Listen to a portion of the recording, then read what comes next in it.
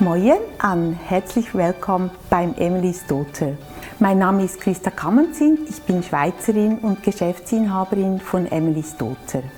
In meinem Geschäft finden Sie Geschenkartikel und Wohnaccessoires, wie zum Beispiel Geschirr und Textilien von Greengate, handgemachte Unikate wie Schürzen, Taschen, Tischdecken von der kleinen Manufaktur in Bern in der Schweiz, dann Gläser, Kunstblumen, die glucksenden Fischkrüge Glugi-Glug, Savon de Marseille und vieles mehr.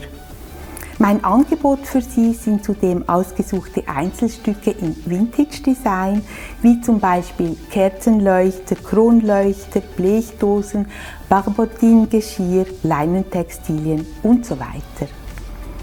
Ihr Besuch in meinem Laden soll Sie freuen, soll Sie inspirieren, etwas Neues auszuprobieren und vielleicht auch selbst kreativ zu werden.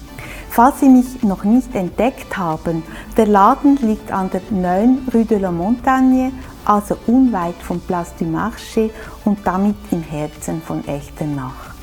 Die genauen Öffnungszeiten finden Sie unter meiner Webseite www.emilysdotter.com. Ich würde mich freuen, wenn dieses Video und meine kleine Einführung Sie dazu animieren würden, bei mir vorbeizuschauen und in meinem Angebot zu stöbern. Ich sage deshalb Adi und auf Wiedersehen. Ganz herzlich, Ihre Christa Kammenzin.